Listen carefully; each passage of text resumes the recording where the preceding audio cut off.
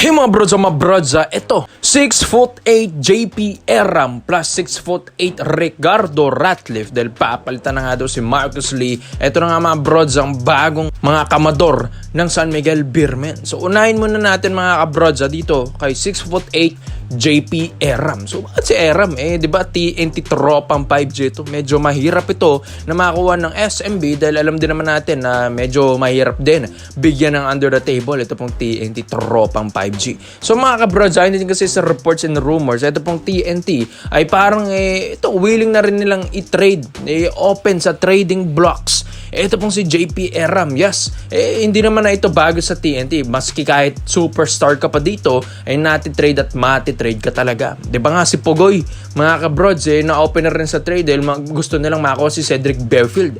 Pero ngayon, as of now, dahil alam din naman natin na ito pong TNT medyo hirap din ngayon sa Commissioner's Cup. Although yes, okay naman si Bol pero hindi nga rin nasa-satisfy ito pong sina Coach Chot Reyes. Kaya dito sila babawi sa locals naman. Kaya gagawin nilang trade asset, mga kabrods, ito pong si JP Eram para makakuha nga daw ng panibagong big man or kung di man big man, isang power forward, mga kabrods, dito sa TNT tropang 5G. So mga kabrods, ito namang SMB ay gusto rin naman nilang offer ng maayos ito pong TNT tropang 5G. Pwede din nilang i-trade or ibigay ito pong sina Rodney Brondial or Mo Tautua, mga kabrods, kung ito ay mapag-isipan ng maayos naman ng San Miguel Beermen. So ito pong si JP Eram naman, kung makakuha naman ito ng SMB, mga brods, ay hindi rin naman sila talo dito. Kung sa TNT nga, medyo hirap nga si Eram, mahirapang ilabas ni Coach Chot yung laro neto. Dito naman sa SMB, mga kabrods, sila talaga yung mga best team ngayon na kayang-kayang mag-develop ng isang big man. Na-develop sina John Mar, sina Rodney Brondial, sila Mo Tautua, di ba mga kabrods? Mas lumakas sila dito sa SMB. Naging role player lang, pero ito pong si JP Eram, kaya nilang ilabas yung laro neto, mga bros, lalo na yung gagaling na developmental coach big man dito sa SMB. Tapos si Eram, kaya pang pumukol ng tres, maganda yung skill set, may athleticism kahit papano, at may footwork kahit papano. Malaking tulong na rin ito para sa SMB. So ito naman mga kabrods, 6'8" Ricardo Ratcliffe. So bakit? Ito po kasing si Marcus Lee, kahit sabihin natin na ito okay naman sa SMB, na nanalo naman ng SMB, pero mga kabrods hindi Parang locals ang nagbubuhat na ngayon sa San Miguel Beermen. Ito nga daw po kasing import ngayon ng SMB, parang walang depensa, parang nakadepende sa mga local. So bakit ka pa naging import, di ba mga kabrods? So ito, Ricardo Ratcliffe, kahit sabihin natin na mas malaki, ito pong si Marcus Lee. Ito si Marcus Lee kasi 6'11" or 6'10" daw ang height nun. While si Ricardo Ratcliffe 6'8" lang, mga kabrods. Aanin mo naman yung height. Kung dun sa effectiveness pa lang, mas okay ito pong sa Ricardo Ratcliffe. Bakit mga kabrods? Ito po kasing 4-time KBL champion and former import ng Pure Foods franchise or Magnolia last year, mga kabrods. Ito pong sa Ragon maraming pwedeng magawa nga daw kaysa kay Marcus Lee. Ito po kasi yung Sir Ricardo Ratcliffe, mga brods, kung alam nyo may laruan nito, pang ilalim rin talaga. Kahit ito, yung mga nakakalaban na ito na mas malalaki sa kanya, mga kabrods, hindi pa rin makapalag ng maayos dito kay Ricardo Ratcliffe dahil ang isa sa mga specialty rin nito, depensa, mga kabrods. Yes, sa depensa maganda talaga bato-bato. Ito pong Sir Ricardo Ratcliffe, katawan pa lang, mga brods, paano man naman din matitibag din yan. Tapos pagdating naman sa opensa, may pukol din sa tres, kahit pa paano magandang skill set, magandang footwork. Ito nga ang Magnolia, di ba, napapatungtong niya yan sa finals or championship ng ilang beses. Kahit hindi ganun kagandahan yung lineup, pero paano pa ngayon na sa SMB ito mapupunta? Mas okay ito, mga kabrods. Mas maganda at mas may palag ng SMB kung ganito yung import nila na mas masipag kaysa kay Marcus Lee. So mga kabrods, okay yung ganitong plano ng San Miguel Beermen na makuha nila. Ito pong si JP Eram via trade and ito pong si Ricardo Ratcliffe mapalitan si Marcus Lee. Komento mo lang pinyo dito mga brods at i-say natin yan.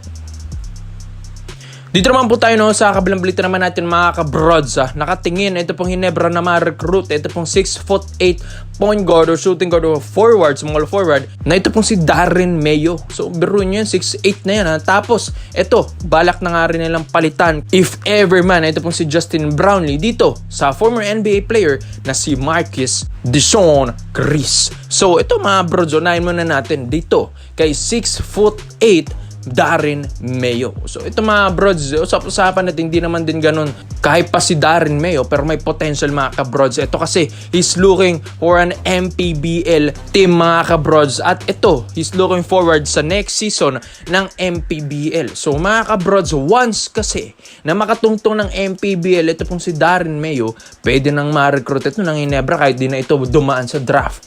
Although yes, sumali nga ito sa last draft natin 'di ba, sa 2025 PBA rookie draft. To 2026 ito pong si Darren Mayo, pero sa kasamang palad hindi nga ito nakuha mga kabrods. Siyempre kasabayan ba naman yan, nalakas din.